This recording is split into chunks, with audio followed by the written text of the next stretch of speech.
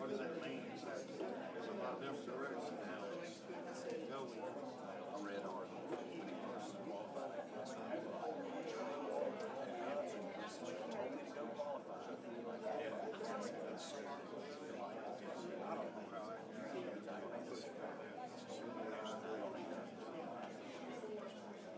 Anyway, we'll see. It's going to be different extra work for now. see, that's the problem. All of this center.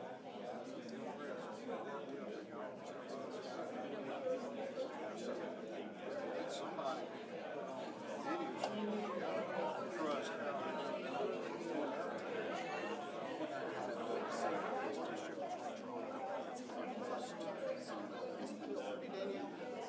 trust Henry County is wrong, so that would have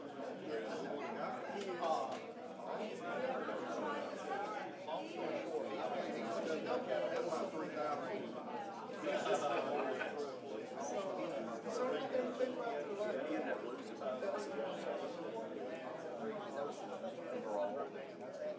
that's right. But I really lost. He won double. That's right. 300 votes. I keep adding zero. See, I thought he'd do better than Sage in the years past. That's what makes me wonder if he could lose some minority district in Delafield here. Or is it that Henry County's just grown, which it has? He's a loser just straight to the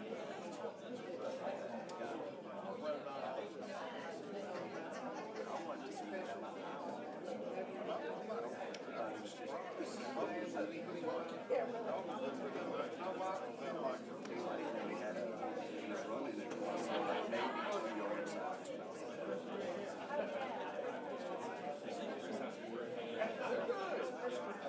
He should have known that was sort of stacked against him there. He's been close before. I had a friend who was against him. He was 4 years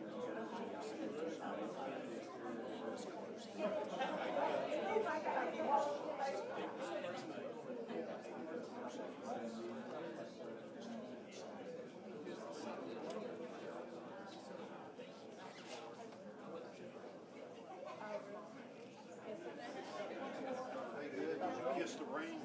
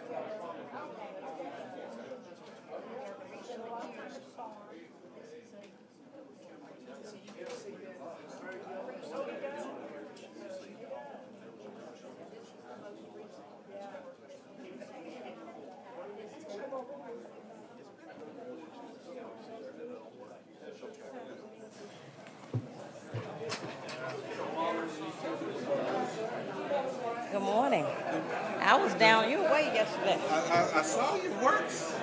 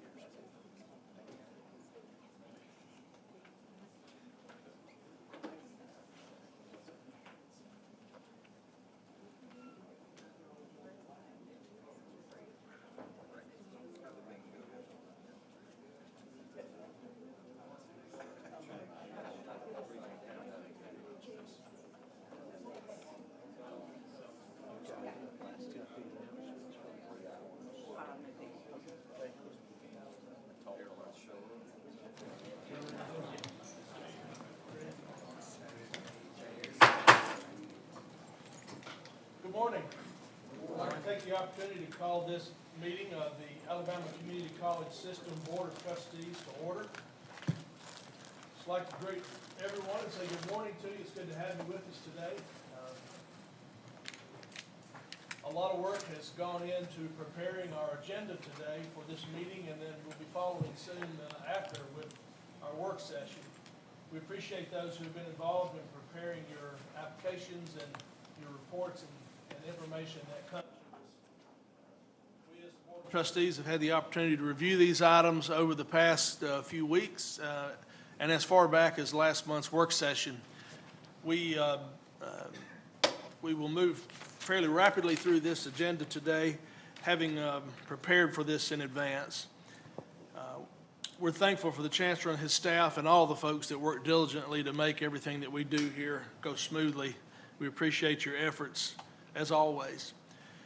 We do continue to remain laser focused on student success, and we remain true to our core mission of education, workforce development, and academic transfer. At this time, it's my pleasure to introduce today our former colleague, Matt Woods, who is going to offer our invocation and have a few words to say for us this morning. Matt, we're just going to give you the floor. Well, good morning. Good morning. Thank you, Chairman McAnally, Chancellor Baker, members of the board, and to all of our presidents, staff, and guests here today. Today is a good day. Today we were given a gift. We all got to open our eyes, and we have been given the opportunity to do good, to improve the lives of the people around us, whether that be one person, one family, one community, or this entire state. And that responsibility is not something that I've ever taken lightly, and I know that all of you as a board and as leaders of your institutions feel the weight of shouldering those responsibilities each day. There will always be more that we could do, things that we wish we could do better, things that we adapt to as needed. And that can be said of all of us within the Alabama Community College system. Continuous improvement with a focus on helping students be successful is a worthy mission. And I believe that you are going to continue to lead in a way that reflects that. And for that, I am grateful. I appreciate all of you within the system for your hard work that you do, for your dedication to educating and encouraging students from every walk of life. And it's like I said last month, and I'll say it again today, being a board member with the Alabama Community College system has been one of the greatest honors of my life. I'm grateful to have had the opportunity to serve as a trustee member. I'm thankful for each of you and for the opportunity to get to see up close the stories of life-changing success that are happening across this state thanks to the efforts of our colleges. I'm a product of this system. I am a community college graduate, a community college ambassador, a community college SGA president, and I proudly tell people that. Community colleges made a profound mark in my life, and I will gladly advocate and champion the students, employees, and the overall system as I move into my new role as a member of the State House of Representatives. I did ask Chairman McAnally if I could have the honor of bringing the invocation for this, my final meeting, and I appreciate his willingness to do so. This morning, I'd like for us to consider a book and the story of Esther. I love the book of Esther. It's in the Old Testament, and as a quick rundown of the story, Esther was a lowly Jewish girl that had hidden her Jewish identity and was eventually selected to become the queen of the Persian Empire. Her husband, the king, had been deceived into a plan to kill all the Jews in his kingdom, not knowing that his queen was indeed a Jew. Esther's cousin Mordecai had raised her from childhood, and he begged and pleaded with her to meet with the king to save her people. And we have one of the most well-known verses in the book of Esther in chapter 4, verse 14. Mordecai said to Esther, "For if you keep silent at this time, relief and deliverance for the Jews will come from another place. But you and your father's house will perish. And who knows whether you have not come to the kingdom for such a time as this." Esther goes on to put her life in danger and convinces the king to stop the plan and ultimately save her people, the same people from whom Jesus would later descend. For such a time as this. Esther recognized her purpose and reason for being chosen as queen under unlikely circumstances. She realized she had to act to make a difference, and she was selfless in doing so, willing to put her own life on the line to save others. I believe that we are all here at our places in life for such a time as this. The chancellor, the board to lead and to govern, the staff, the presidents, the faculty, the support staff, you too are in the lives of your students that you come into contact with, your co-workers, and your communities for such a time as this. To do good, to educate, to empower, and to improve the way of life for those around you. To encourage and create pathways for success for others to follow. God chose Esther for a great purpose in saving his people, but Esther had to make the choice to follow through. Let us all be resolved today to follow through while we carry out the mission of the Alabama Community College system. It has been my great honor to be with you these last 4 years, and I'm saying that to everyone in this room and everyone at home and watching in schools. You have an awesome opportunity and an awesome responsibility. I'll continue to pray God's blessings be with you all, and I'll ask that you would join me in prayer. Gracious Heavenly Father, we thank you for another day of life. We thank you for placing us in this world for such a time as this. We know there is much work to be done in many whom you've given us the ability to help. We pray for wisdom. We ask for strength, that we might be determined to make the most of the opportunities you give us each day. We ask that you bless the Alabama Community College system and every student, every employee, every board member. Help us to see clearly the issues we face and guide our hearts to do what is best in your sight. We pray that you'll be with us in all that we do today and every day. And I thank you for your Son, Jesus, in whom we find hope. It is in his name that I pray. Amen. Amen. Thank you, Matt. It has indeed been a pleasure and an honor to serve with you. We're definitely going to miss having you with us. We're thankful for your years of service. We're thankful for the work that you did in committees and policy. We're thankful for the intriguing questions that you always brought. and we're going to miss you. We wish you the best. We know that you're going to serve well, and we know we'll have a friend across the street always. So thank you. Appreciate you so much. Thank you. If you would now,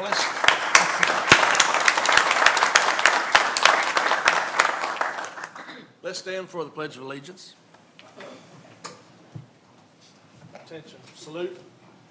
I pledge allegiance to the flag of the United States of America and to the republic for which it stands, one nation, under God, indivisible, with liberty and justice for all.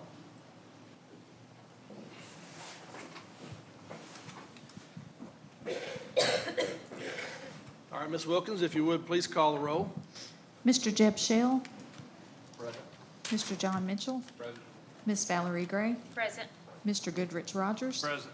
Mr. Milton Davis. Mr. Davis.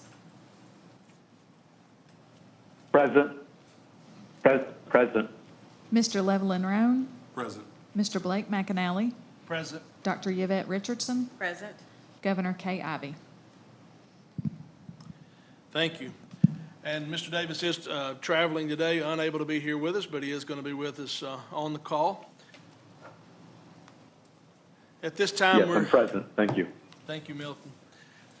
At this time, we're going to seek an approval of the agenda. The agenda actually has been distributed, and the board members have had an opportunity to review it and make corrections or edits to it. I'll entertain a motion for approving the agenda. So moved. Have a motion for Mr. Rogers, a second for Mr. Roan. All those in favor signify by raising your hand or voice vote. Yes. Motion passes.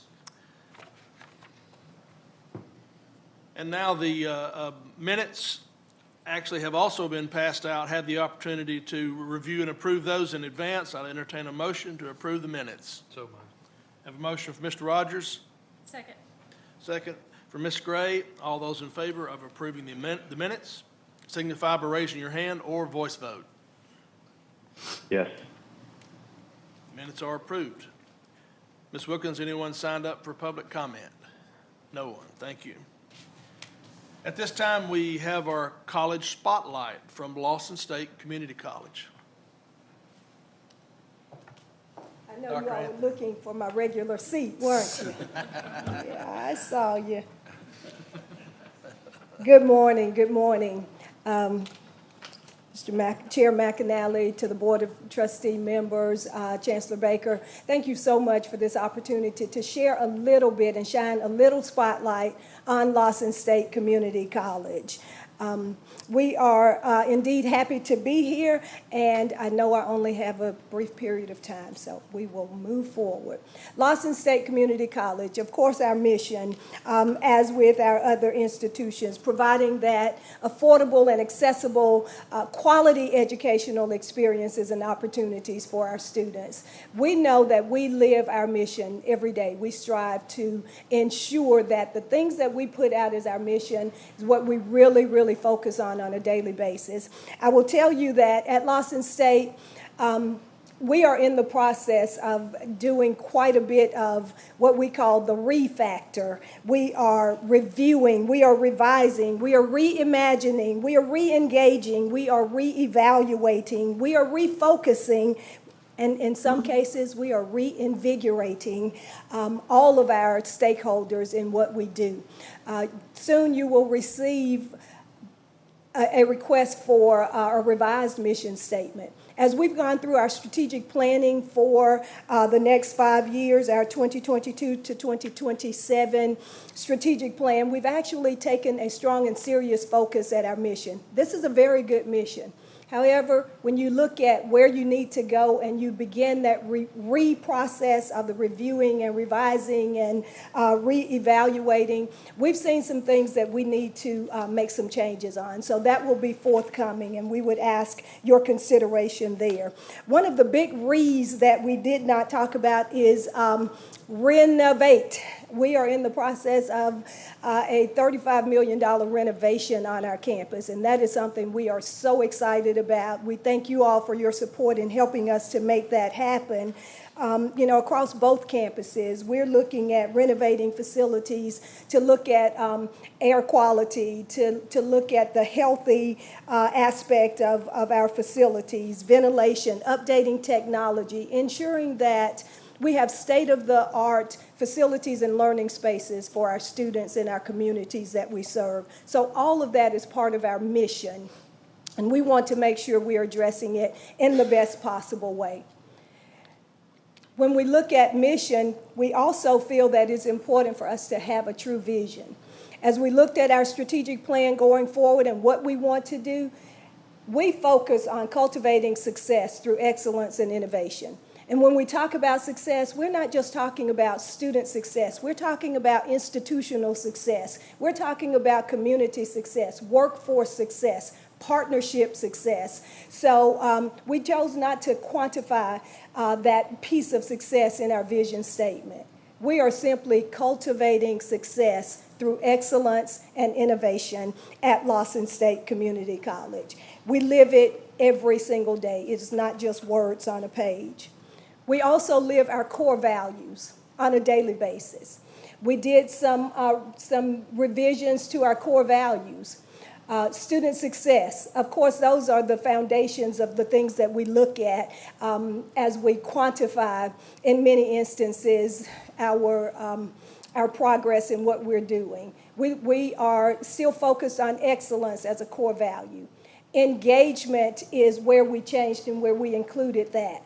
We cannot live our mission and our vision without engagement from students, faculty, staff, our community, our stakeholders, our business and industry partners. Engagement is one of the key things that we found that perhaps there was a gap, and we have sought to fill that gap. Certainly innovation. We talked about excellence and innovation as part of our vision. Innovation in technologies, our creativity for learning, our curriculum advancements, our community development, again, our workforce partners. We have to be innovative, and we have to look at new ways to meet the needs of all of our stakeholders and those that are important to the success of our institution, the success of our state as a whole. And then integrity in all things. That's one of the hallmarks that I ensure that we are moving forward with as part of our core values. Of course, you all know some of the key facts about Lawson State. We have degree and certificate granting programs in our major divisions of business and technologies, our college transfer and general studies areas, our career technical programs, and certainly our health professions programs that we are really proud of. Our adult education component has grown, and we're doing great things there. Our dual enrollment program, we have definitely increased the number of students and the number of partner high schools that we're working with in our dual enrollment program. That has been embraced throughout our service areas, so we are really moving forward with that. And then I must say workforce development, which we have given a new focus, a renewed focus, and I'll say an invigorated focus on workforce development. The partners that have come to the table with us in order to ensure we are doing what we need to do to provide an educated and a trained workforce to meet the needs of business and industry is just phenomenal, and we're excited about it. When we have companies and partners like Alabama Power and Spire, Amazon, FedEx, CVS distribution centers, Buffalo Rock, Apple, of course, we're an Apple hub. And then we're talking about our local chambers of commerce, the Birmingham Business Alliance. All of those partners come together to help us do what we know we need to do around workforce development, not just for the Birmingham metropolitan area or our region, but for our state as a whole. So those are our key pieces that we actually work on.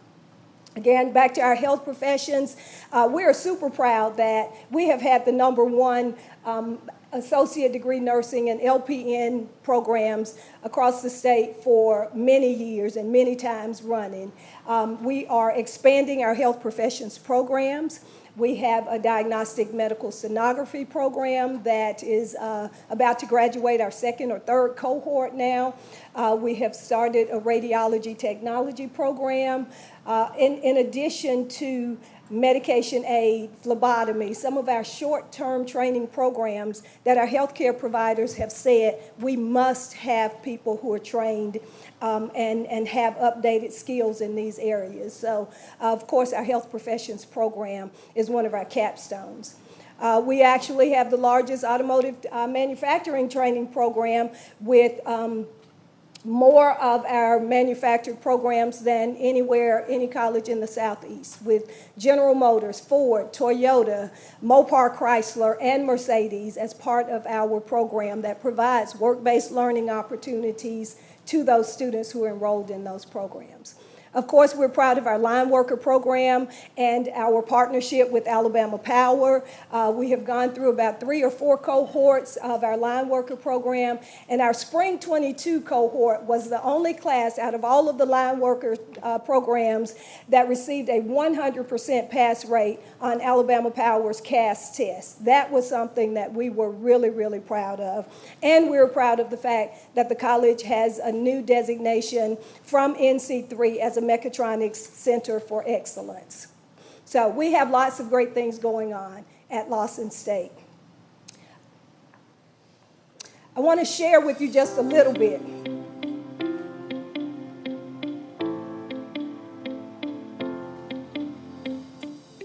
Lawson State Community College is an institution with a rich history of academic achievement and unparalleled level of community engagement and service. Our leadership has been phenomenal throughout our years of existence.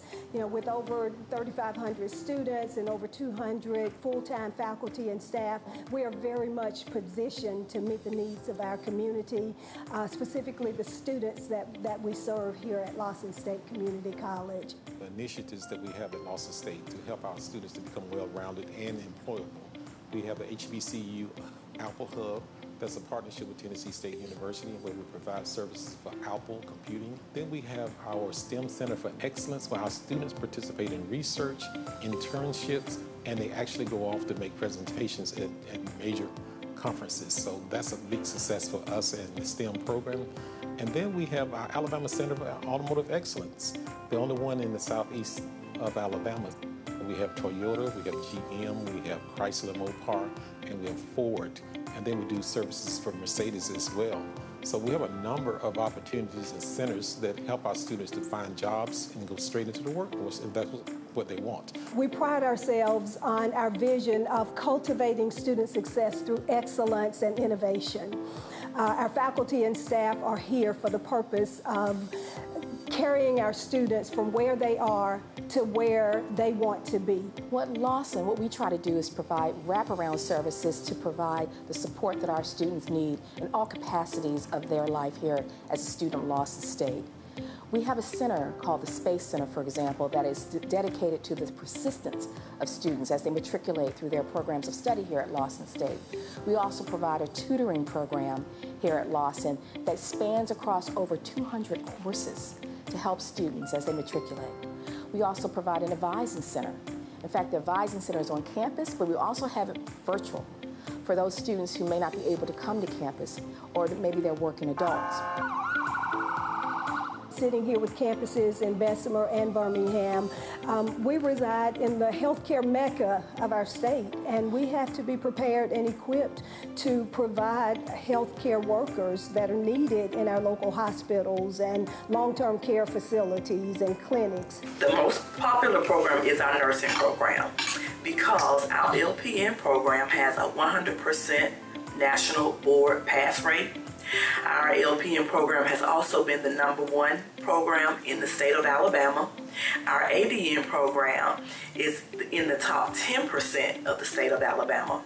Also, our diagnostic medical sonography program, both cohorts have had 100% on their national registry, and they were employed before graduating from Lawson. Well, in addition to our ADN and LPN programs being ranked #1, our air conditioning and refrigeration program has received the HVAC Excellence accreditation this year. That means our program is accredited by an organization that guarantees the excellence of the education that students get here. Alabama is truly a large manufacturing state. The manufacturing programs that we have here at Lawson State encompasses a number of program areas, one of which is mechatronics, but we also have automotive manufacturing, we have logistics, we have robotics, and all of those encompass then the manufacturing programs. And so all of them take the same types of courses, but they also then go into specific courses for that major. We have the most phenomenal faculty here at Lawson State, and those faculty members are committed to success, the students' academic success, but also success outside of the classroom. We have 4 sports. We have men's and women's basketball, women's volleyball, and also baseball. These days, we're still a breeding ground for developing players to get ready to go to the next level, whether it be a 4-year institution, or also we have several players that play overseas, and we've had a few that had some stints in the NBA. When the ball stops bouncing and the last ball has been thrown on the field or whatever the case may be, in that respective sport, we want to prepare them to go out and have a career that they're passionate about and something that they're really gifted in. So certainly Lawson State's rich history has prepared us to meet the needs of our community as a whole and the students that we serve. Our mantra is, it's all here. It certainly is at Lawson State. So that's just a snippet of who we are and what we do at Lawson State Community College. Since you all would not allow me to do a day-long presentation, I thought we would just have to give you just a little taste of who we are, what we do, and how we're striving to be a better college and meeting the needs of all of our stakeholders.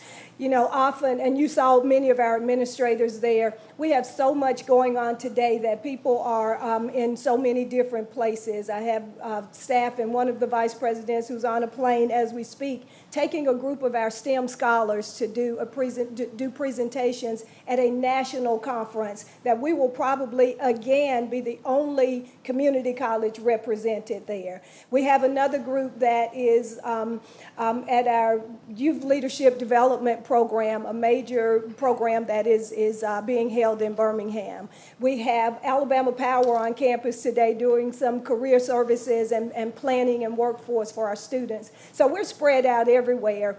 But I have to acknowledge and thank our faculty, our staff, our students, our community leaders, our business and industry partners who help us to make Lawson State what it really is. You all know me, and you know that I will not sit down before I say how we are indeed laser focused on student success and laser focused on the student experience. Even though those administrators and faculty are doing all of those things, I am constantly reminded of the reason that we are all here, and the reason we are here is for our students.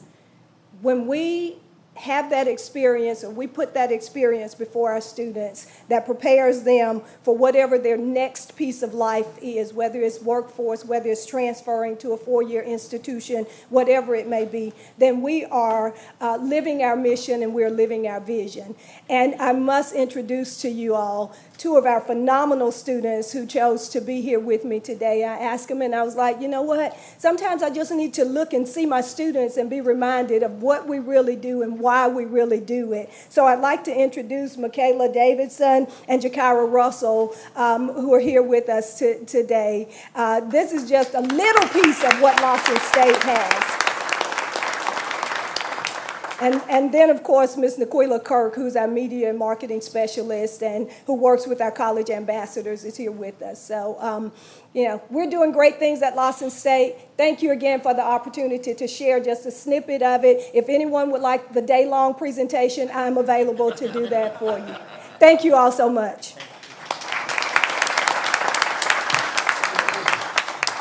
Thank you, Dr. Anthony. Great job, great story. It's really rewarding for us, I think, as a board to be able to see what's going on in our schools. Thank you. Thank you so much.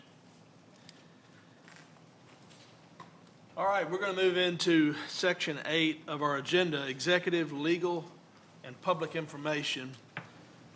Action items 8A1, the Alabama Community College System Board of Trustees and our 2023 board meetings and work session schedule. This has been published previously to the board. Everyone's had an opportunity to review it, and I would now entertain a motion to approve the 2023 meeting schedule. So move. Have a motion from Mr. Shell. Second from Mr. Rogers. Any questions, discussions? Hearing none, we'll call the question. All those in favor of approving the 2023 meeting schedule signify by raising your hand or voice vote. Yes. Motion carries. Moving now to item 8A2, the Alabama Community College System General and Garage Liability Insurance. It's recommended that the Alabama Community College Board of Trustees authorize and direct each college in Alabama Technology Network to purchase general liability and garage liability insurance coverage under a policy recommended by the Chancellor for the coverage period November 15, 2022 and ending November 14, 2023. It is further recommended that the annual premium be apportioned among the colleges and ATN as determined by the Chancellor. Do I have a motion? So moved. Motion, Mr. Rogers, second, Mr. Shell. Any questions, discussion? Hearing none, we'll call the question. All those in favor of approving this item signify by raising your hand or voice vote. Yes. Motion carries. Item 8A3, the Alabama Community College System Cyber Liability Insurance. We have just received information of late for this, and we're going to ask David to present that to us. Good morning to you all. As Mr. McIntyre said, we received a quote for next year's premium and coverage for cyber liability yesterday. I will tell you that it took 2.5 months of work to get the quote that we got. We wouldn't have received the quote without the substantial assistance of the System Office IT Division. In particular, Michael Pruitt and Ben Rosebrock. So my hat's off to both of them for all of the assistance they provided. The quote we received has two options.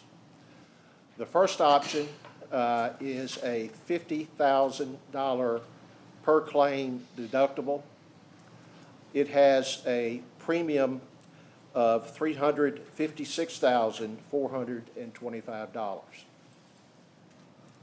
The second option is the same coverage with a $100,000 deductible per claim with a premium in the amount of $265,265.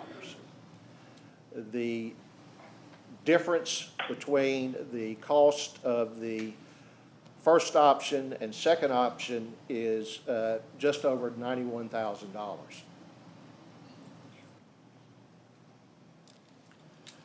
All right, so that is what's been presented to us, and having not really had the opportunity to consider this, but overnight, essentially, want to open up for discussion on this. Any thoughts, questions with respect to what has been presented? Just, Mr. Chair, which, for scale, how many claims? Have we had any claims, or what's the expected claims? I mean, we have had some claims. They are 2 to 3 years removed at this point. One was a substantial claim of close to $750,000. The other two were minor in comparison. We have one claim pending, but it's only $14,000. So since we have had coverage, and I think we're going on the 5th year, we've had a total of 5 claims.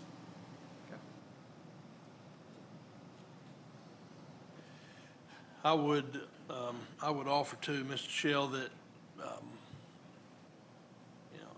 this is somewhat a relatively new phenomenon.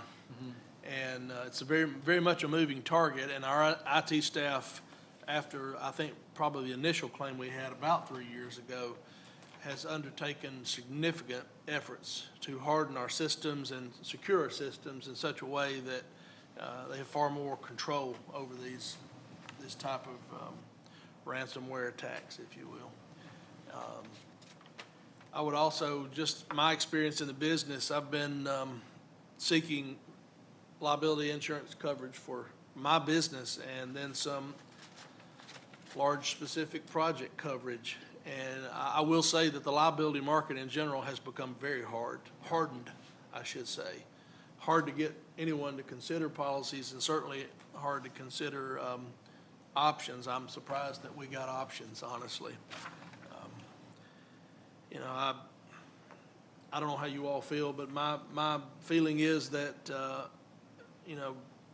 going with the lesser deductible with our history seems to be the better route, but open for discussion.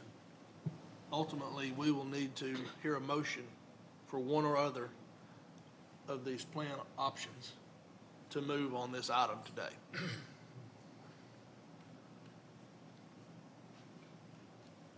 Just for sake of discussion, do you need the motion first, or you want to have some discussion? Well, any questions as to what's been presented? If we have no further questions, then I would entertain a motion. Mr. Chairman, I'll make a motion to go with the lesser deductible policy. So the option 1. Yes, as sir. it was Option pres- 1. As it was printed. So we have a motion to move forward and consider option 1 as presented. Second. We have a second, motion from Ms. Gray, second from Mr. Rogers. Any discussion, questions? Further? Hearing none, we'll call the question. All those in favor of approving a cyber liability insurance policy for the coming year as presented, option 1, $356,425 so dollars, premium with a $50,000 per claim deductible. All those in favor, please signify by raising your hand or voice vote. Yes. The motion carries. Thank you, David. Appreciate the work in getting that done. I fully understand the difficulty of making it happen these days. I'll be on calls for doing the same this afternoon for different policies. All right, moving forward now with item 8A4. For Bishop State Community College, approval of naming the Cyber Cafe and the Advanced Manufacturing Center.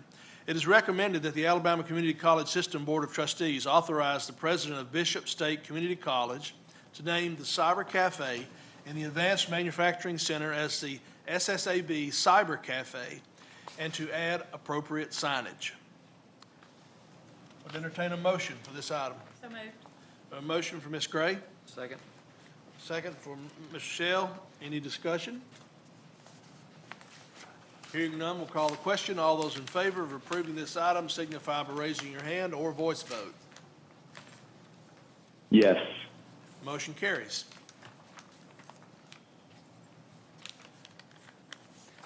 All right. Moving now to Section 9, Instructional, Research, Development, Adult Education, Facilities, Fiscal, Information Technology, and Workforce Development. Action item 9A1 for Enterprise State Community College, a new performing arts center. It is recommended that the Alabama Community College System Board of Trustees authorize Enterprise State Community College to proceed with construction, Phase 1 Site Development Package bid of November 3, 2022, for the project named New Performing Arts Center.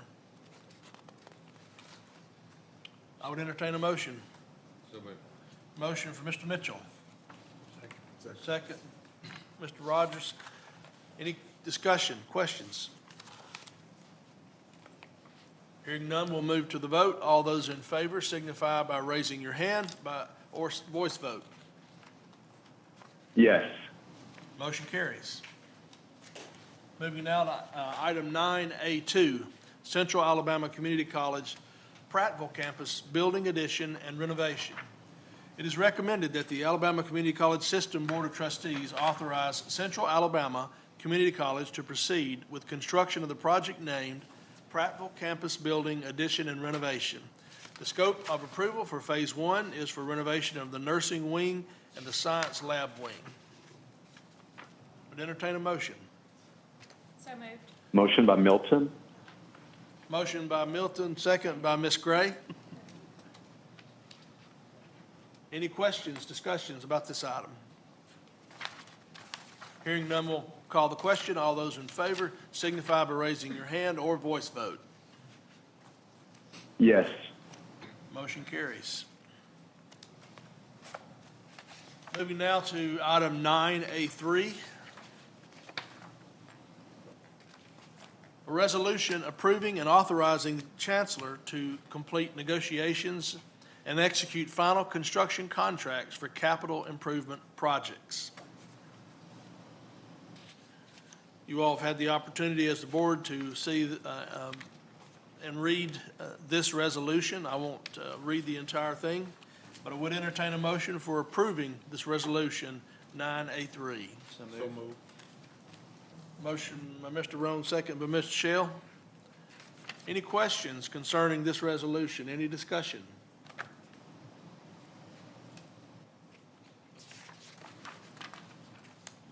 Hearing none, we'll call the question. All those in favor signify by raising your hand or voice vote.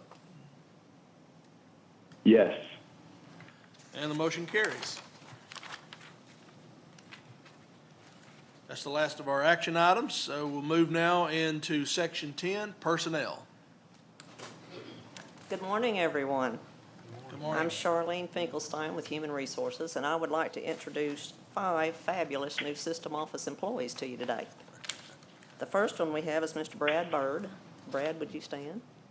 Brad is our new Director of Governance, Risk, and Compliance.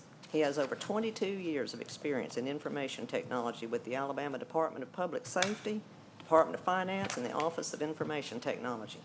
He most recently served as Chief Information Security Officer with Alabama Medicaid, and he has an associate's degree from Trenton State Community College in IT networking and a bachelor's in information technology from American Intercontinental University. Thank you, Brad. Next, we have Mark Lucero. Mark is our new Systems Integration Engineer. He has over 30 years of experience in information technology, most recently served as Database Analyst and Learning Management System Administrator at Calhoun Community College. He has a bachelor's in Computer Information Systems from Athens State College. Thank you, Mark. Next, we have Nathan Tyler. Nathan is our Regional Chief Information Officer. He has over 22 years of experience in the IT field. The last 17 of those years have been at Calhoun Community College, where he served as Database Analyst, Director of Information Technologies, and most recently as Chief Information Officer. He has a bachelor's degree in Information Systems Management from the University of Alabama and a master's in Computer Information Systems from the Florida Institute of Technology. All right. We have Miss Monique Ty Cowan. Ty is our new Creative Media Specialist. She has been a published freelance writer, a web designer, and a photographer, and she has interned at WSFA News and Black Tie Magazine.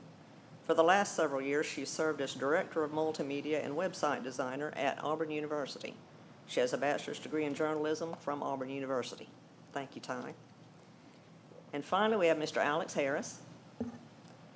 Alex comes to us from the great state of Iowa. He has served over 20 years in higher education in the state of Iowa. He served as Program and Grant Manager, Academic Advisor, and most recently as the State Director for Adult Education. He has a bachelor's in General Studies from Western Illinois University and a bachelor's in Economics from the University of Wollongong, Australia. And he has a master's in Public Affairs from the University of Missouri.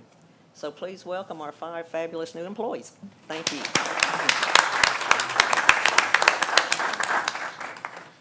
Thank you. It's great to have you all aboard. We appreciate you being here with us today. Look forward to working with you. Next, we'll move to item 11, the Chancellor's Report. Vicki Olson, I think you're up.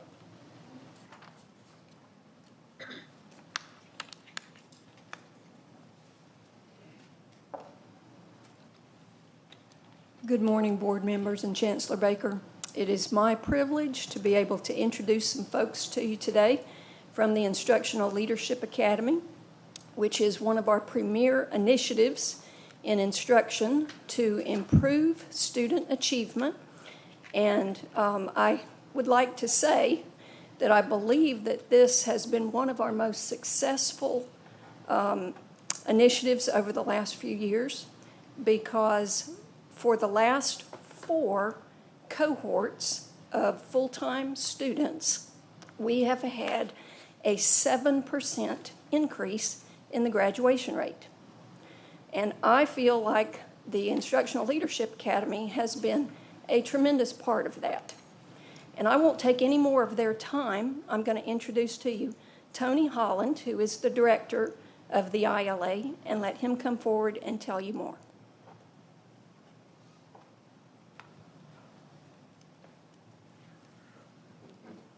We got the PowerPoint up. I'm just going to go a cappella on this.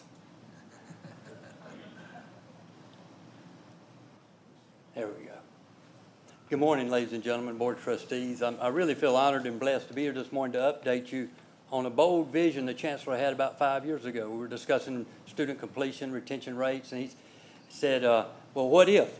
What if we had a program that provided a standard level of training for all the faculty in the state? And that's where the idea of Instructional Leadership Academy was born. We definitely focus on the words in there, instruction and leadership. It goes back to our mantra. The strength of the pack is a wolf, and the strength of the wolf is a pack. Because in Instructional Leadership Academy, we only benefit from those that bring their experiences to the group. I benefit from them, they benefit from us. It's a very team effort, and that team effort allows us to build leadership throughout the organization. Our main focus, sharing the successes, celebrating those, encouragement and support, they get those from each other. And what that does is allow us to achieve some consistent course standards, which ensures that all students have access to these high-impact strategies that improve learning, not just those students that happen to register in a course that happen to be using those strategies. And that allows us to focus on that constant improvement we talked about before, an area where we make things happen instead of waiting for them to happen. And what that does for presidents and deans, it allows faculty to solve problems at the lowest level possible. That's that leadership mindset we seek. It allows presidents and deans then to focus on what only presidents and deans can do. Then to get that point, we had to be very clear it was all about learning. Whether you call it leaders or hope dealers, it doesn't matter. We put almost 25% of the full-time faculty in the state have gone through the ILA program over the last 4 years. And we keep it simple. That's that first acronym we go by in ILA. We do keep it simple. We focus on concepts and principles. We leave the details up to the faculty. Our second acronym is Q-TIP. Quit taking it personal. When we take it personal, we lose the teaching and learning moment. It becomes more about correcting our feelings and emotions. And that allows us then to focus on improvement, constant and never ending. We do that, but if it focuses on learning, then we only have 2 questions. Did what we do improve learning? And if it did, how do we know it improved learning? And it's those 2 questions that spark these comments you hear from ILA members. The most common ones, never realize how something small can make such a big difference. And they realize this very early in the program. The second one, they feel like they've been given permission to innovate. Maybe they felt like they were stifled by the status quo or something. And the last one is really the sweet spot. We know when they say this that we've met our objective.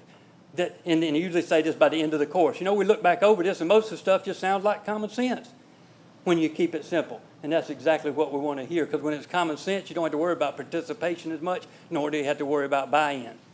Now, when it comes to data, we focus on this.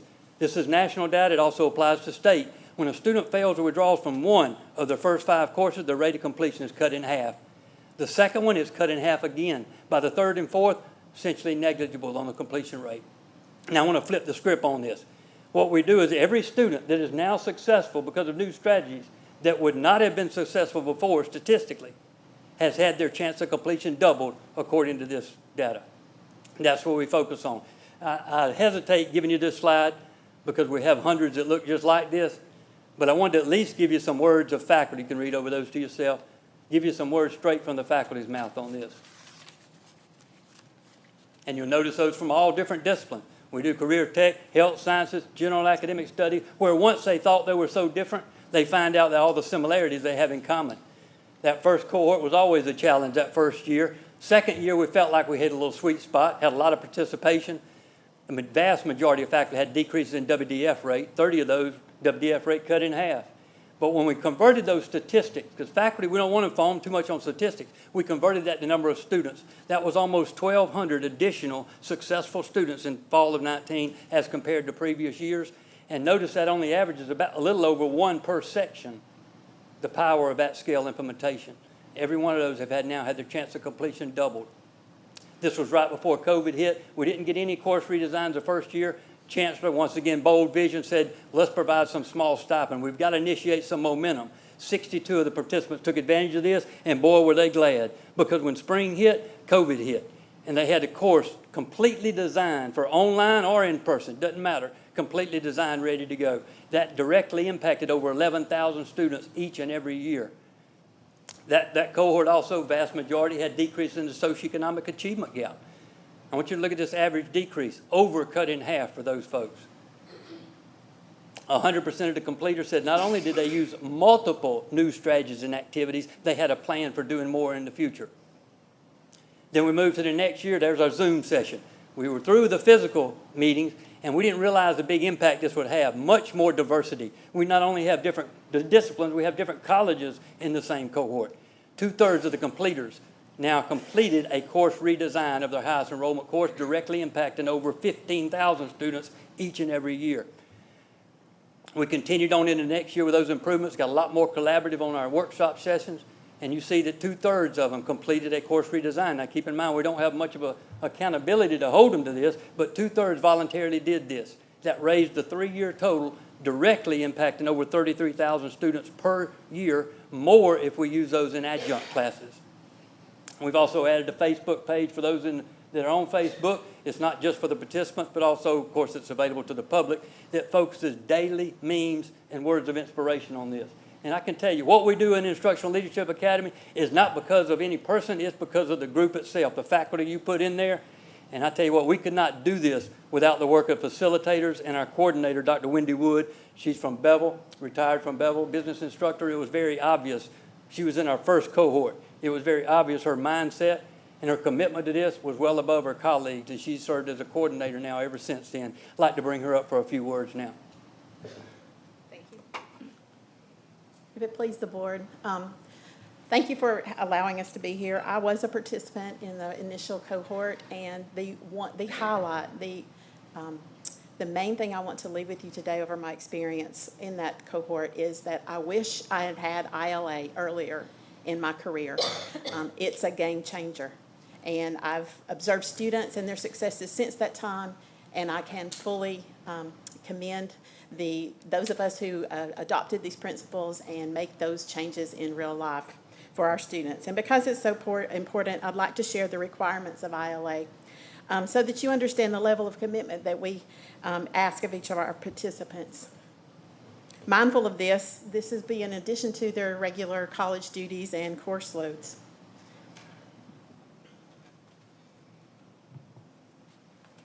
Do I advance the slide with this mouse? Okay, to the right. There we go. This is what participants do. 74 articles professionally published, which they reflect on and make application in their courses. They share with their colleagues in our meetings. 6 sets of lecture videos, each with a worksheet, fully prepares the participant to come to the session with engagement as their goal and to contribute effectively. Those 6 synchronous sessions are held bi-monthly throughout the year, and much collaboration occurs in those synchronous sessions. Each participant is asked to do 6 data digs where they are trained to make observations, gather data, and evaluate the effectiveness of basically everything that they do in their courses. These are presented live so that we all learn from those, and they culminate with a Chancellor Challenge near the end when they present that to the entire group.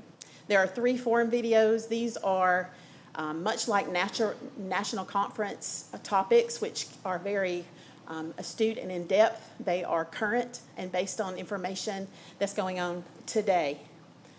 These Chancellor Challenges that I mentioned, they are projected, and each challenge is significant, done individually, but they culminate to a full course redesign, which has been mentioned.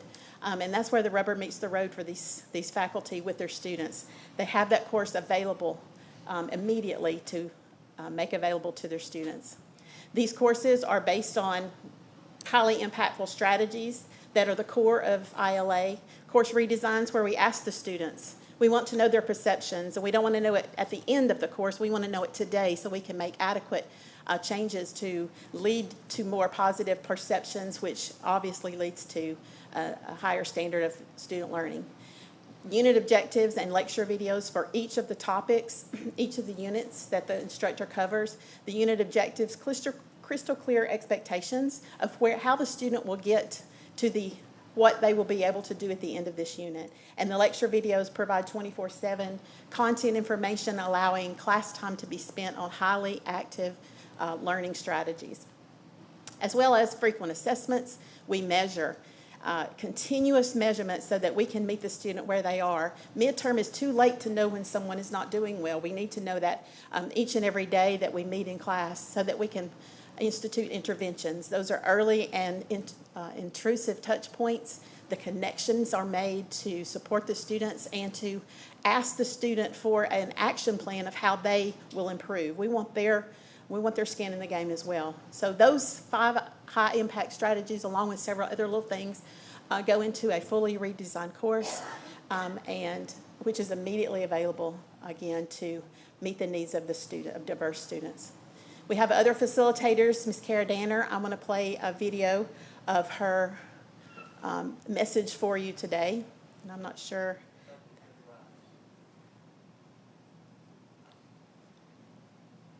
This mouse doesn't appear to have a director.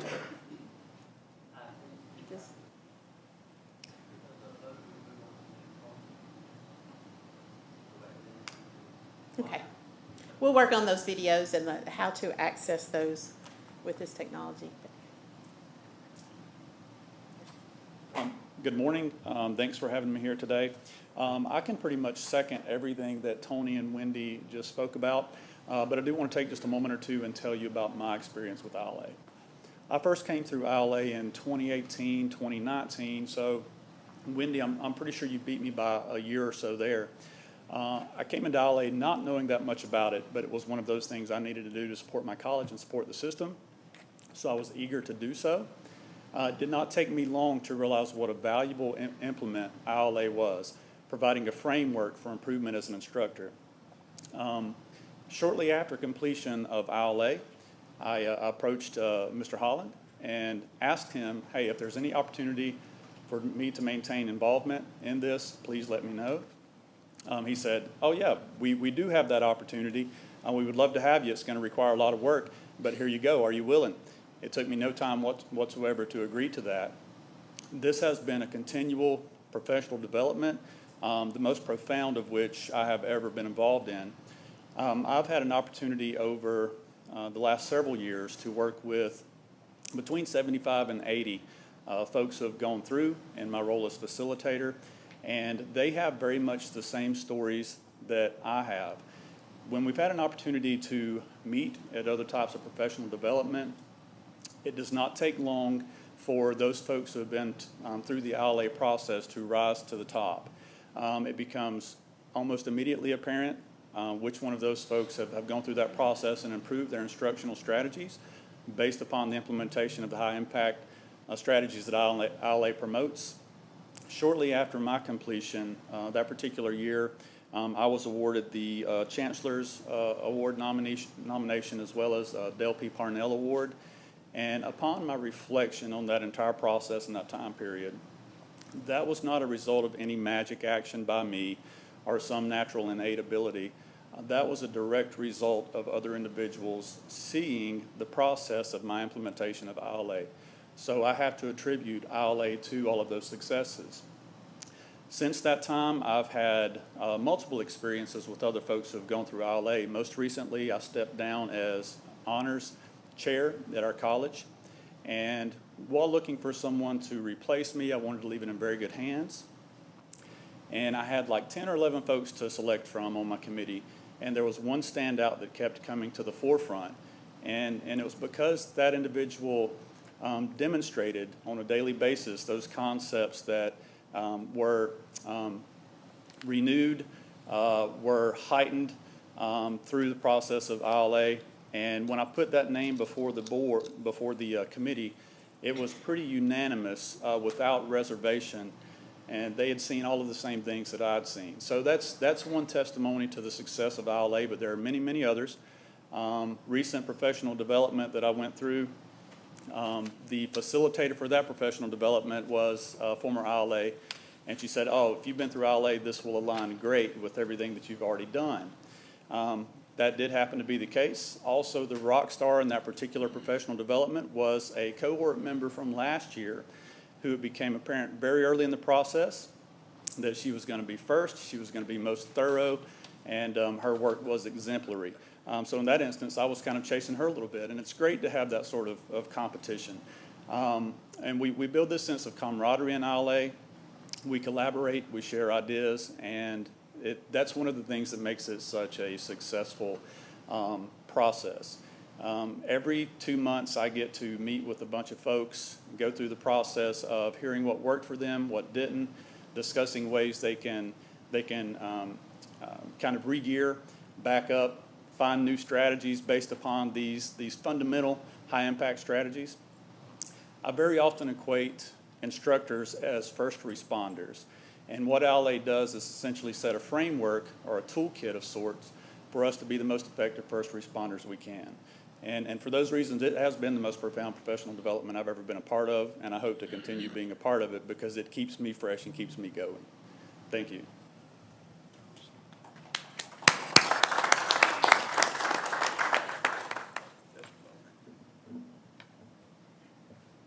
Hey, we're good.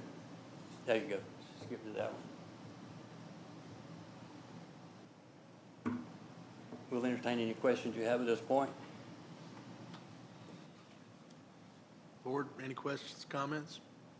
I don't have a question, but I appreciate the passion and enthusiasm that all of you share for this.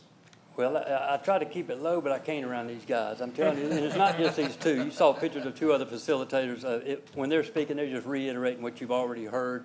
I myself, been in education over 35 years, I've never experienced the kind of changes that are going on at your schools with these faculty. They are stepping up to the plate. Now, I hope we could get more course redesigns. That's one area that you want as a president. If you've got somebody go through that program, you want that end result, which is that course redesign. It's just we're kind of limited on the kind of accountability we can impose to get that. Most of them just do it because it's a team accountability. They stay caught up on the articles. They do the assignment because when they show up to the workshop session, professional development's not all about what they're getting. It's about what can I give also. It's a two-way street. We're back to the pack of the wolf thing. So you want that course redesign. Anything you can do to promote that would surely help your students and them. Quick comment on course redesign. I should have mentioned it while I was up here. We had this amazing forcing function in early 2020 where we had to go virtual at our locations. During that process, what I found was a course that had been one of the more difficult courses that I teach was the one that I redesigned. And when we went to online instruction for that period of time, all of a sudden that course became the easiest course to teach. I had those strategies implemented. They were ready to go.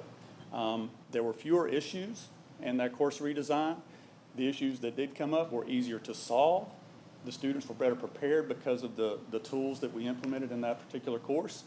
And since that time, I have endeavored to model all of my other courses on it because of the success of that course.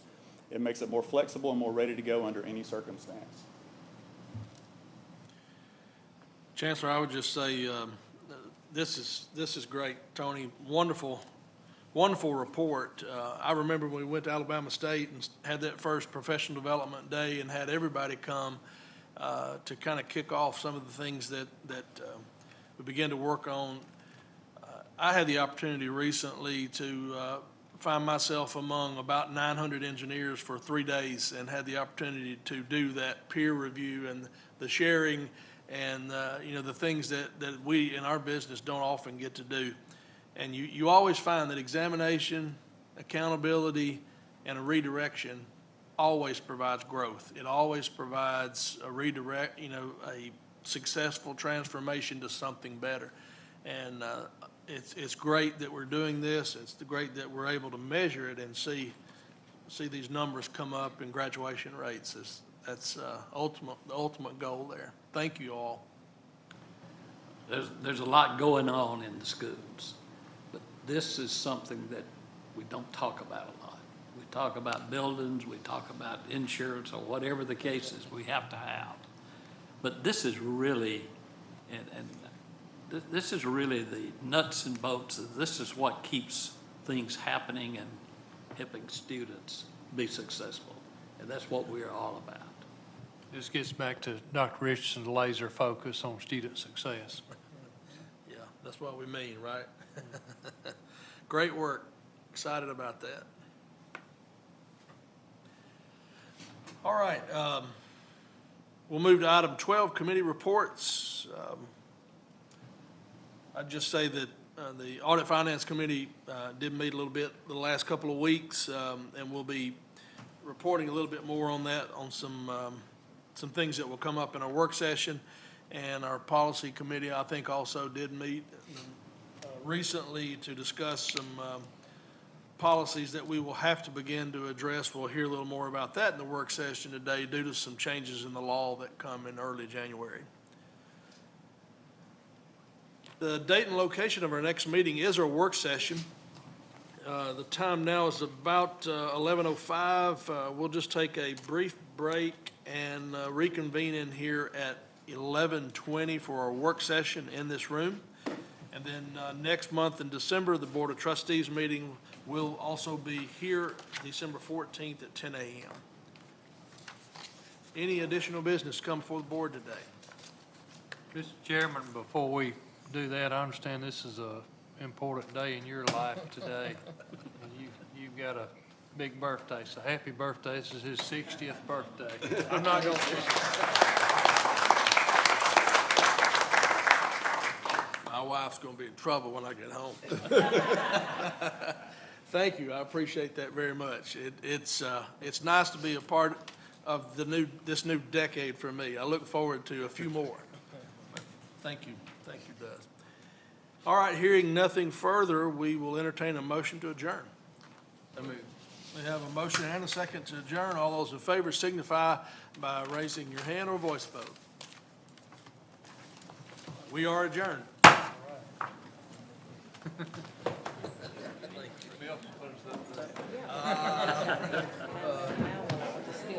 Okay. Back to Berkeley. Then went to Legion Field. Oh, is that where, That's a large one. okay. And then the ends are hurt. That's good.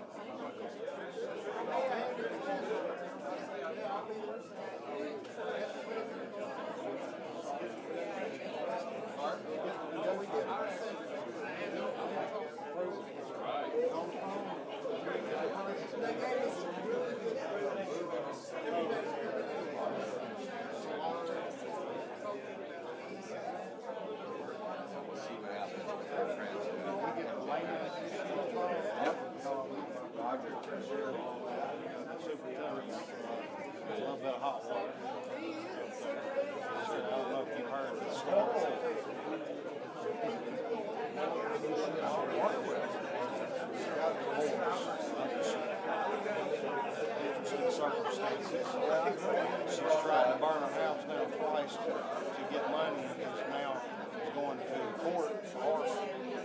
So she probably won't continue to be superintendent.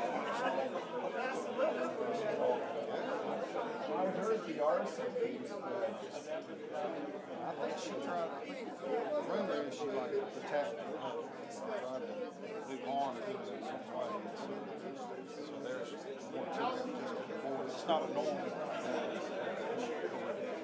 That's, I think she's bipolar. Like we got off the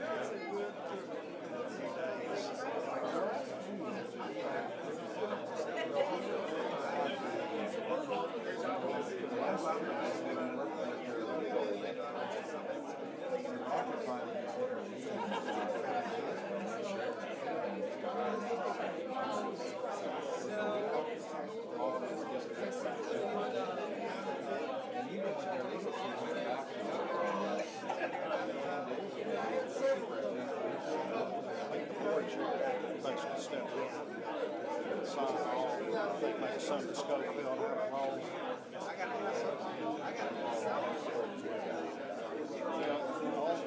As long as we got everything we need.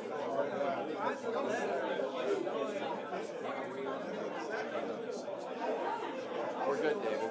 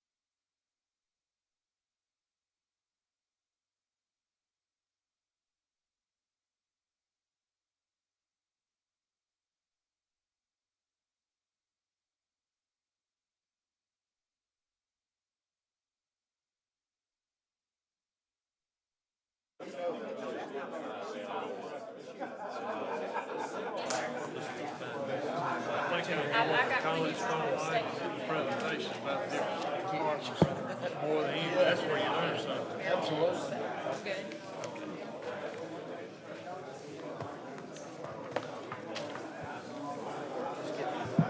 Sprinter van and driver. Bring beer on the way up.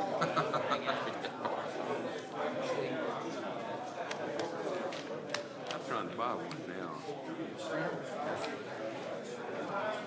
Talked about it, we still need to bring it up.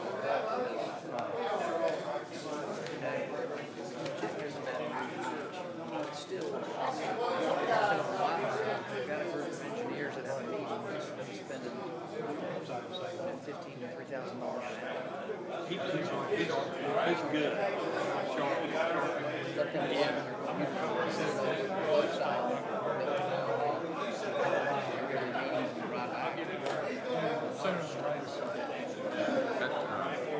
Supposedly, Leader in Tuscaloosa trading for 16. It's only got 16 better ones. But it's Mercedes Springer? it's so it's big club passenger.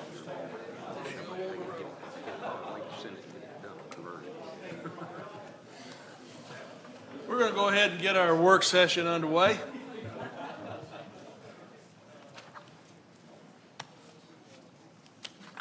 We've got a few items to cover today.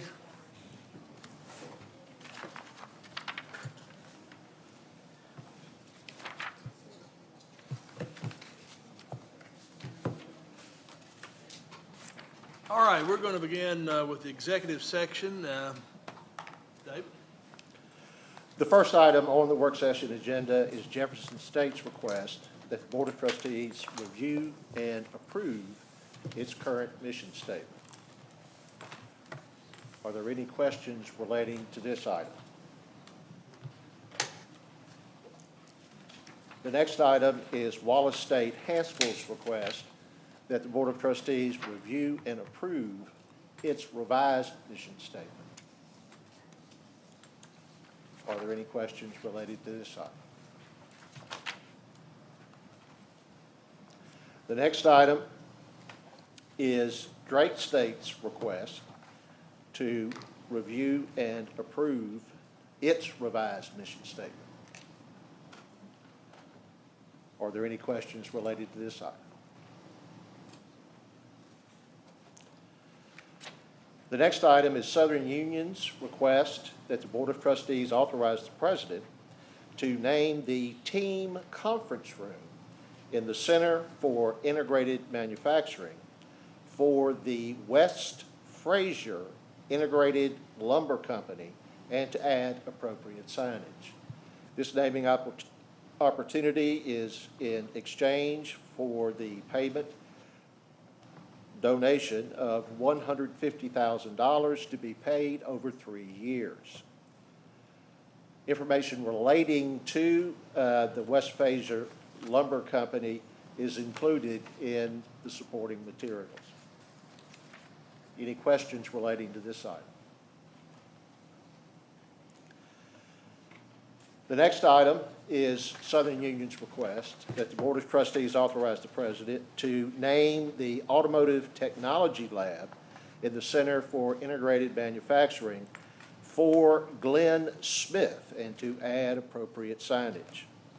This naming opportunity is in exchange for a donation of $75,000 to be paid over 5 years.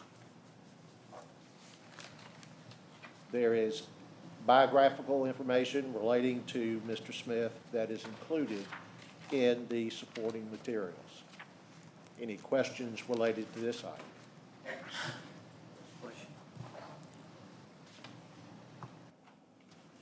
The next item is Southern Union's request for the Board of Trustees to authorize the President to name the Welding Technology Lab in the Center for Integrated Manufacturing after Quentin L. Shackett and to add appropriate signage.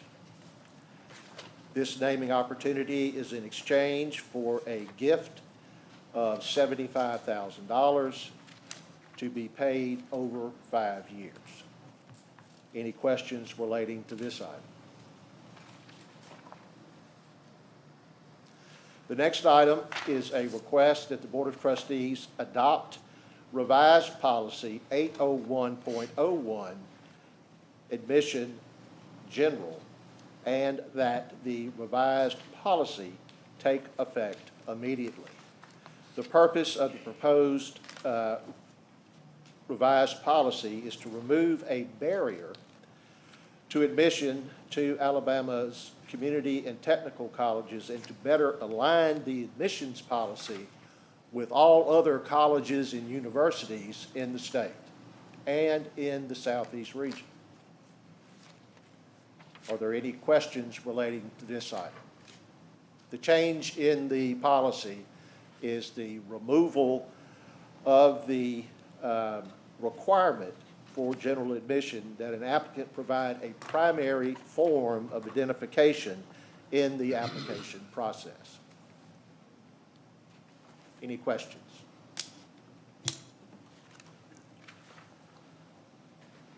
The next item is a request that the Board of Trustees adopt policy, revised policy 511.01, firearms on campus, and that such revised policy take effect on January 1, 2023. The purpose of the revisions to policy 511.01 are to comply with the provisions of Alabama Act 2022-133, which created new requirements for firearms, the carrying of firearms, including on campus of the state's colleges and universities. Are there any questions relating to this item?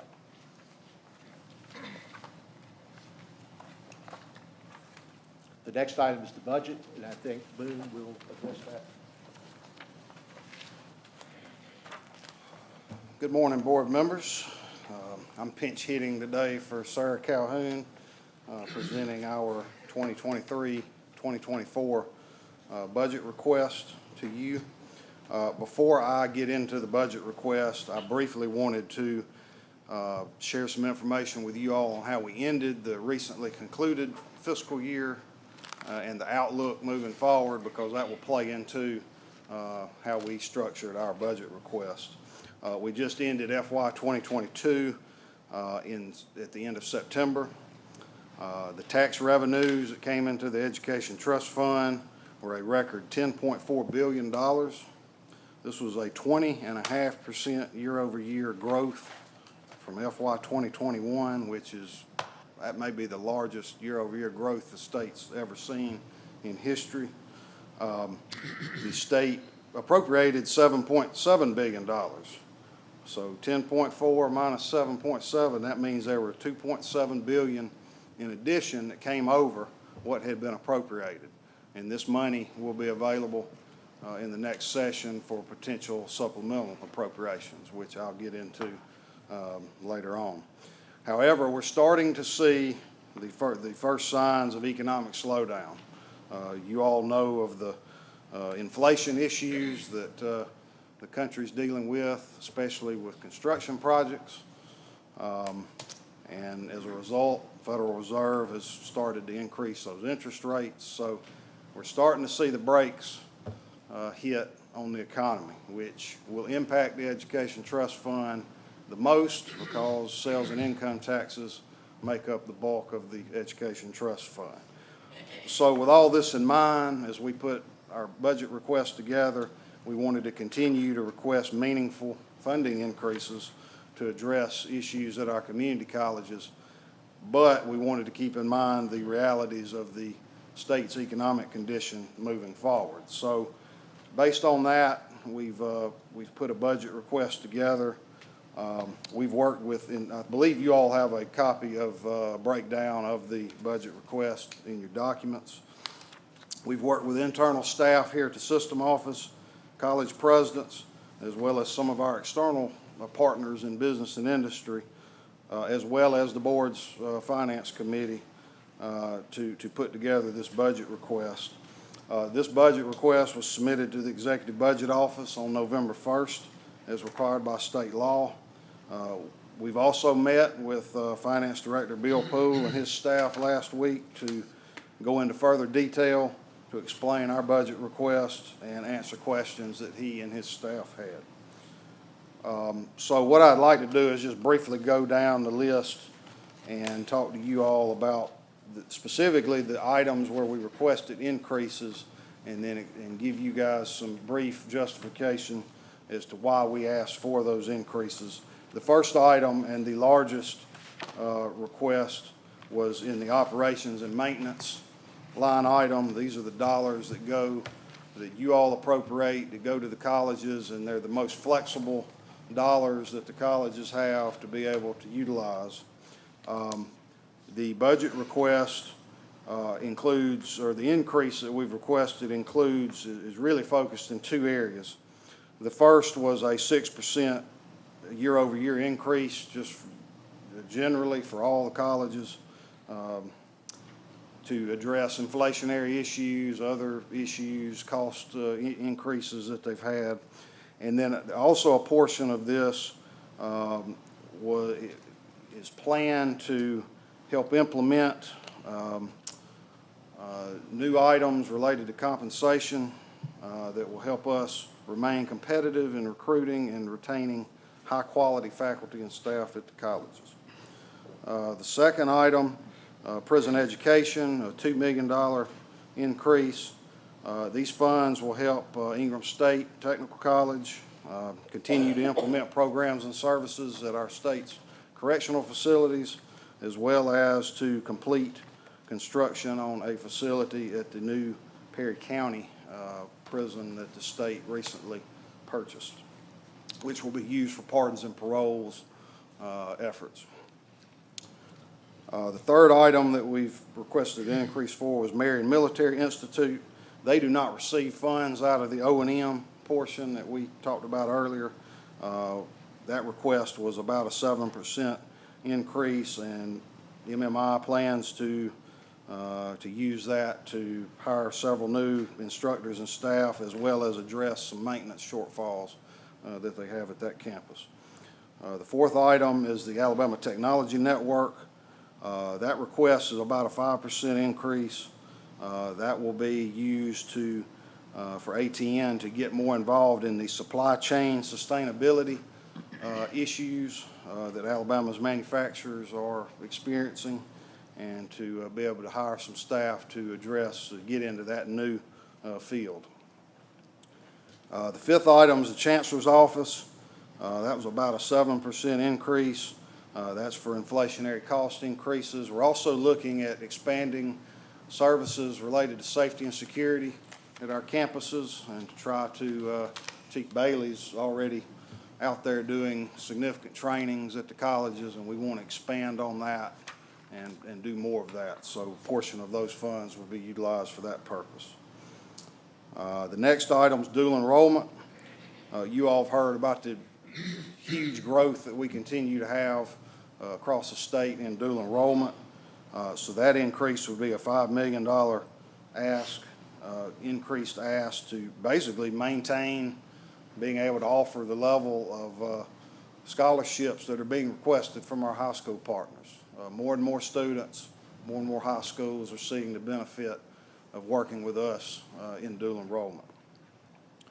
The next item is industry certification initiatives. That increase is focused on career coaches. I know this board in the past has asked questions and kind of focused on the career coach program at our colleges. Well, working with our team here, we're envisioning kind of a revamping of that whole program into what's called the Success Coach Initiative, and there's various parts of that. There's career exploration focused, trying to get down into the middle school grades to do more of that. There's also some hiring, looking at some hiring, and you know, what the money we get right now, I think the colleges get about $26,000 per college, and that's not enough to hire anybody, or much less, you know, be able to do much with it. So part of this request for the career coaches is every college can hire one full-time career coach at their colleges, and it would be a fully paid cost that the system would give. So that's part of this this ask as well. Next item is adult education. This was about a 5% increase. David Walters recently shared with you all the ACE and the MAP programs that are being rolled out statewide. These funds would help us be able to roll that out at a more rapid pace with our high schools. The feedback we've gotten from our K-12 school systems has been extremely positive, and they're looking forward to utilizing these programs at the high school level. So that would be utilized for those purposes. The next item, special populations training. These are the dollars that we get that's very specific to focusing in on unique populations. So this could be adult mothers. This could be lower income households. This could be a variety of other non-traditional populations of students that we serve. And so with our increased focus of trying to reach those populations, we wanted to have an ask, an increased ask for that purpose. Next item is the STEAM grant project. These are grants that are provided to colleges for things like robotics camps, for things like STEM, computer science camps. And the last round of funding, the colleges asked for much more than we had available to appropriate, so we wanted to bump our ask up to try to do more in that area. The next item is ACCS Innovation Center. You all have been briefed at a significant level on the Innovation Center. The feedback we continue to get from business and industry has been extremely positive, and we've already got numerous programs that are in the works that you know, we'll get to them when we can, but the feedback has been so much. The demand for these rapid programs have been to a level where we've got to upskill and really ramp up even more the ability to be able to offer these programs. So that's what that increase would be used for. Next items related to automotive manufacturing. I'm sure many of you have heard the move to electric vehicles and the importance of that, and we need to make sure that our college curriculum is in alignment with the future of electric vehicles, and so that ask would be tied to that, making sure that colleges are ready for the future when it comes to electric vehicles. Next item, LPN programs. This is a appropriation, actually I think last year was the first appropriation that the legislature gave us for that, to really expand the LPN programs offered at the colleges.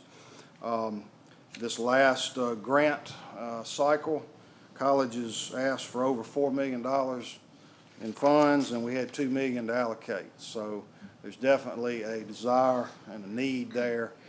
This is supported by the Alabama Nursing Home Association and the Alabama Hospital Association, and so they're really asking for this, and the increased ask that we've made. The last item on the budget agenda, it would be a new item that would be focused on aerospace and aviation. We continue to get more and more requests from businesses in that sector to expand programs and services, especially in the Mobile area, but also in other areas of the state. And so these funds would kind of be startup funds that we could get in the budget that would help our colleges expand what is being done in the aerospace and aviation sector. So this makes up the FY24 budget request. I would also mention to you, in addition to this request, we have also submitted a request for one-time supplemental appropriations that I mentioned earlier, the money that came in over what had been appropriated in the last year. And this request is focused on being able to complete ongoing construction projects where we have gaps in available funding due to pricing increases in the construction market. You all have seen those. When you get the list together, it is a pretty significant gap. And so we've gone to the state to ask for help in closing that gap. And so hopefully we'll be successful in being able to get a portion of those funds. I would end by just saying the budget request is always just a starting point that kind of lays out our priorities. And we'll continue to work with the governor's office, the finance director, and of course our newly elected legislators to fine-tune this request to match the state's priorities as we go into the next legislative session, which will begin in March. So at this point, I'll be happy to answer any questions that you have. So the supplemental requests, those would just be individual requests that would go before the legislative body, or how will It that? can be. Chancellor wanted to just go in, you know, we thought it would be best if we just combined, and we've gotten information from all the colleges on all the projects ongoing, as well as new ones that they're looking at. And so we combined all of that into one large request, and we had it broken down by college so finance director could see, you know, per college what we're looking at. But we came with one request. We thought that would be the best way to approach it. Okay. And I would say that the finance director's general feeling was, if projects are already started, we want to make sure those can be funded and completed. Yes. And we gave him that information. All right. Thank y'all. Thank you, Boone. Next, instructional research and development, item 10 for Calhoun Community College.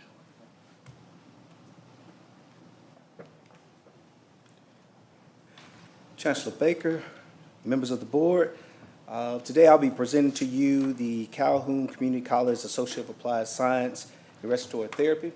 There we go. So this application that they have submitted, they're going to be projected to begin this program here in spring 2023. Calhoun has done a great job identifying need in Workforce Region 1. And some of the data that basically shows us from One Stop and from MZ is that in the state of Alabama, it is expected, this particular field is expected to grow by 19%. And in 2018 to 2028, and they have an annual of 200 job openings across the state. Currently, as of June of 2022, there are about 103 openings across the state. So as a respiratory therapist, well, they do a number of different things. I'll just kind of give you a brief synopsis of what they do. Outside of working with elderly with lung disease and things of this nature, actually, I just had to speak to one of our colleges about the threat of, they call it the triple threat. And if you haven't heard of it, right now the flu is very rampant across the state. COVID is still present. And RSV is one of the other respiratory disorders. So what a respiratory therapist does, they're going to basically be able to manage the certain devices that can help these individuals and provide treatment to them so that these symptoms would subside. At the same time, they also do a number of different things as far as work in the lab to analyze blood and sputum samples to kind of help the physician in a position to understand what is going on to provide the best treatment. They will be seeking accreditation through COARC in collaboration with CAHEP, or the Commission of Accreditation of Applied Health Programs. And since that time, as of January 2022, COARC has revised their standards, and they are now accepting associate degree programs across the state, so which is good, because currently we have 5 programs that have been approved through COARC.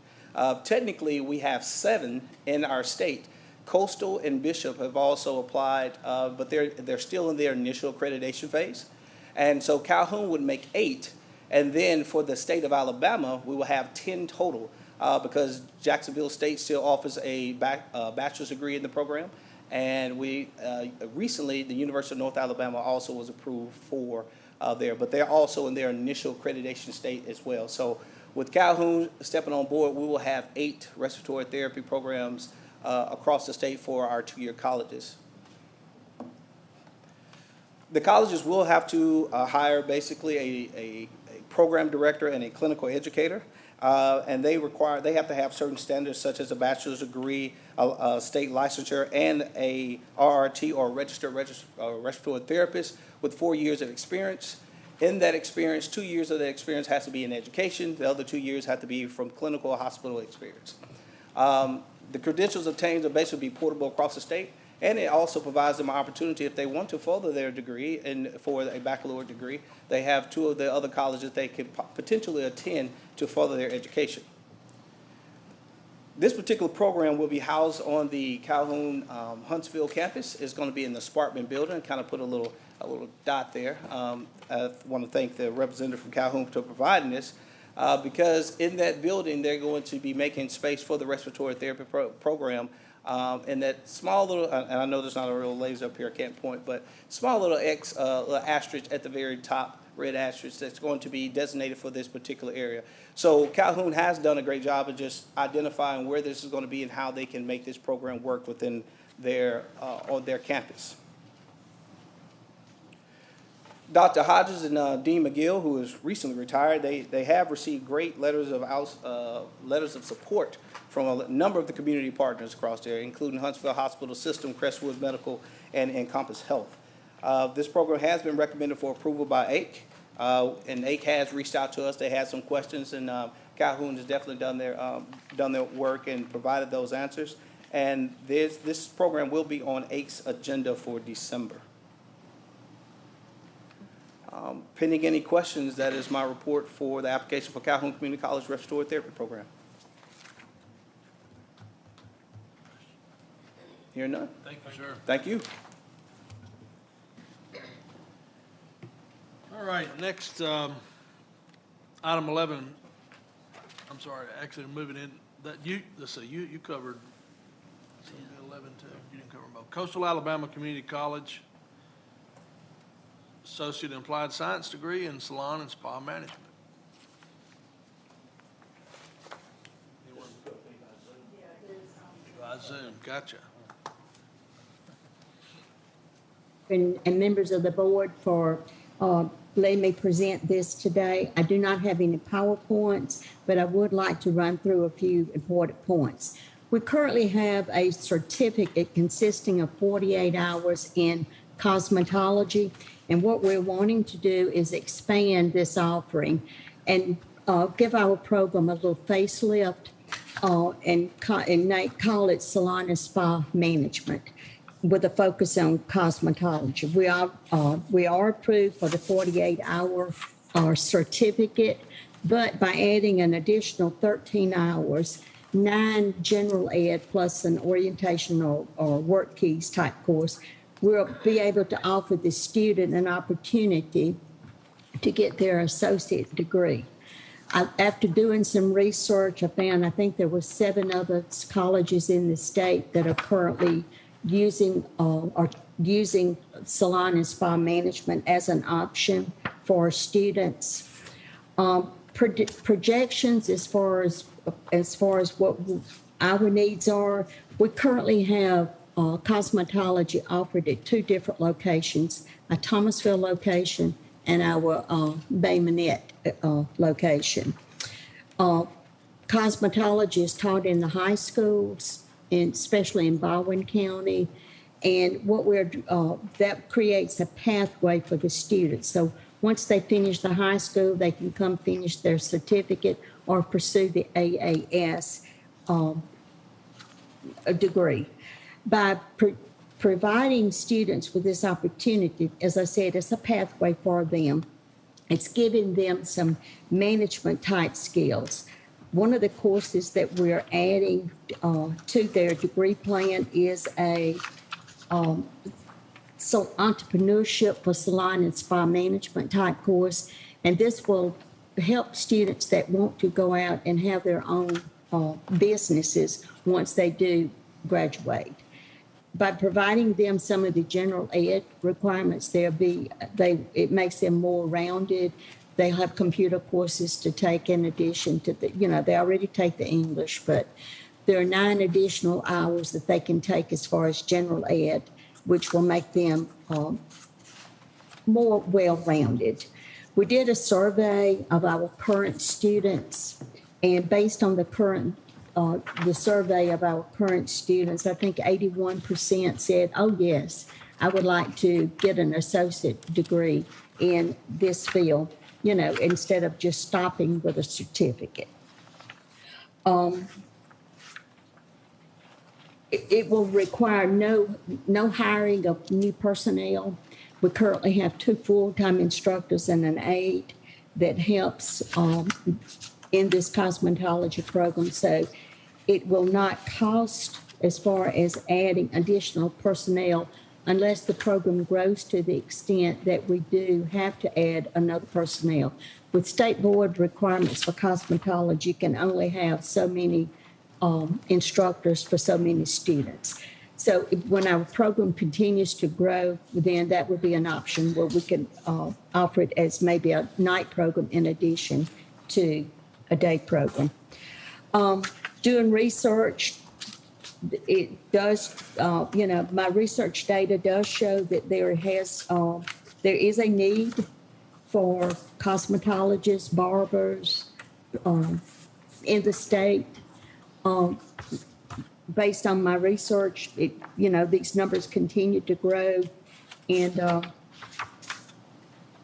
we just feel like there is a need for the students to have an associate degree option if they choose to do so.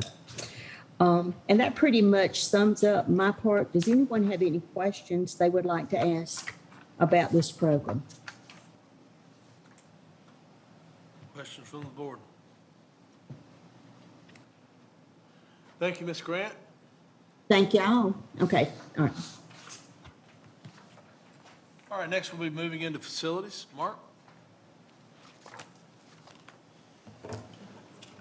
Good morning, board members. Waiting for us.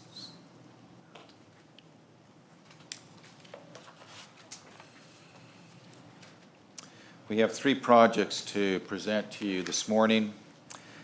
2 of these are at Bevel State, and then the 3rd one is at Southern Union. The first one at Bevel State is for renovation activities in Building 500, located on the Summerton campus. In this particular location, they have a building that they're looking to repurpose where they will introduce electrical and robotics programs for the college in this area. This is a rendering, a floor plan that has been prepared by the design team showing the conversion of that space to be able to accommodate the electrical and the robotics programs.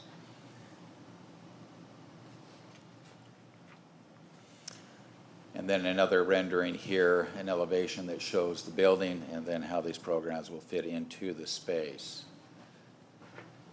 We do expect that this project will be available to the board and bid results coming back to us at the end of November, and then pending the successful bids and a competitive bid market that we can then enter into contracts before the end of this year. Board members, any questions about the 500 building renovation for robotics and for electrical programs? The next project, board members, is the 800 building. We'll wait for the slide to advance here. Again, this particular project, board members, is at the Summerton campus. And this is for renovation of the space that is going to be repurposed once again for welding. As you look at the location of the building on the campus, it's on the upper slope to the west. And the space that we're looking at is the portion of the building that is on your right-hand side. This was once a welding program. And the demand in that part of the county and in that region of Birmingham is demanding that this be the space where they ideally locate welding to meet the demand for the trades in that area. So as we go into this space, much will be able to just essentially modernize the space, freshen it up, put new ventilation and new equipment back in there, in this location, for the welding skills that'll be taught in that area. Again, as we look at the timeline for this, bids will come back to us at the end of November, and we expect to be able to then enter into contracts before the end of this calendar year. Work we expect will be completed, and with the lead times in the equipment, where we have this back online for the students as we go into the fall semester of 2023. Any questions about the welding renovation at the 800 building at Summerton? And then the last project that we have for you, board members, is at Southern Union. This is a recent request where we have a cooling tower on the Opelika campus in Higginbotham Hall, that the chiller or the cooling tower, board members, is just worn out. It's at the end of its design life. It's approximately 25 years of age. So we're speedily moving to get a solution and equipment on order and bids so that we can get that cooling tower back online. We'll have those proposals back and returned to us at the end of this month, and then action and the approval to move ahead before the end of this calendar year. Any questions, board members, about the Southern Union cooling tower project? Board members, as always, thank you. Thank you, Mark.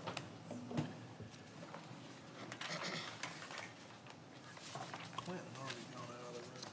Clinton's gone out. I think he has. Can't you make it there? All right. Anything further? If not, we will consider ourselves adjourned. Thank you.